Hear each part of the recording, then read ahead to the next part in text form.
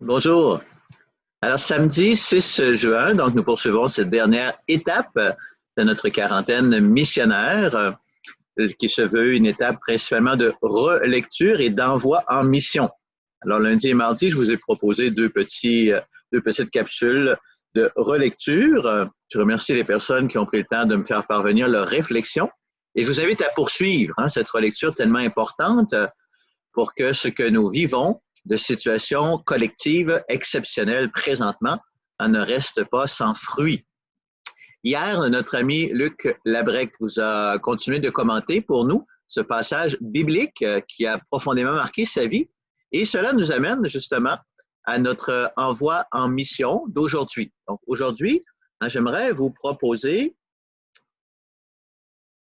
en guise d'envoi en mission, de revenir sur le défi du partage de la parole de Dieu. Donc depuis 15 jours, dans le diocèse de Joliette, nous sommes en formation à distance sur ce qu'on appelle la catéchèse biblique pour adultes. Alors, c'est une manière de partager la parole de Dieu qui est un peu différente de ce que nous avons été habitués. Et notre évêque, Monseigneur Louis Corriveau, donc souhaite évidemment que puissent se former un peu partout dans le diocèse et ailleurs des groupes comme ça de partage biblique. Alors, je vous dis quelques mots sur cette méthode aujourd'hui. Donc, je vous parle aujourd'hui de un défi de cette méthode et deux originalités. Donc, d'abord, le défi, c'est toujours le même. Le défi, c'est de commencer. Alors, d'ailleurs, dans la présentation de la méthode, il y a toute une page sur ça. Donc, le défi, c'est de commencer. Le défi, c'est qu'une personne décide, prenne l'initiative de rassembler 3 ou 4, 5 autres personnes autour d'elle pour vivre un partage de la parole de Dieu.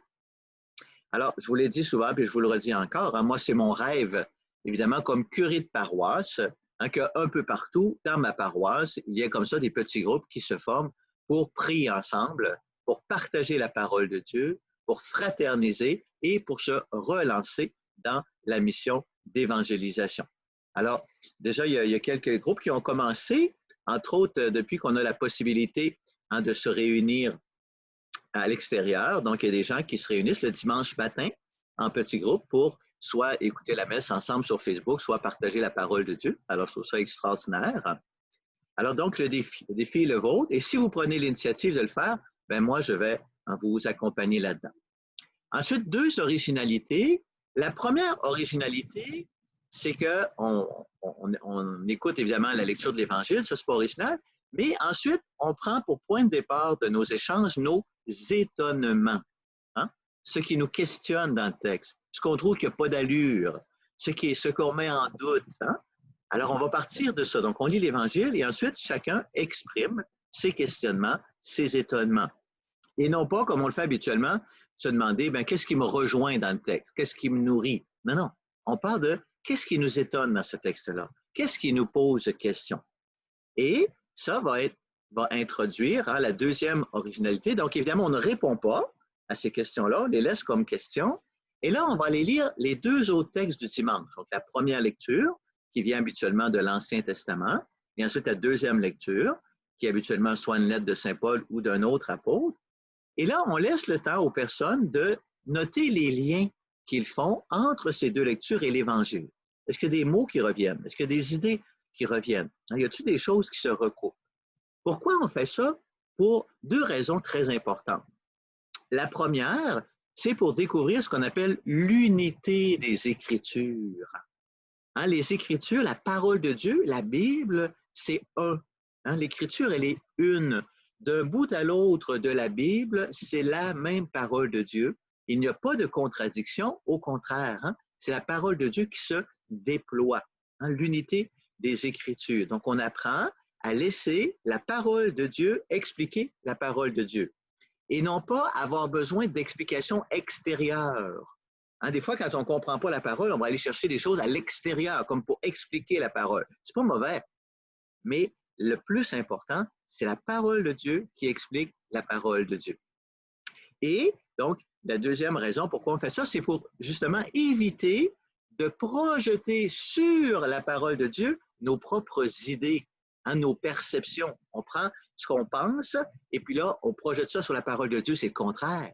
C'est le contraire. Quand on lit la parole de Dieu, c'est pour laisser la parole de Dieu venir nous éclairer, nous illuminer, nous convertir. Voyez? Donc, c'est la parole de Dieu qui doit nous amener plus loin dans notre cheminement, nous amener à grandir. Voilà. Alors, j'en dis pas plus. Je joindrai à cette capsule le petit document de la méthode pour vous, si vous voulez vous lancer. Donc, je vous encourage. Hein?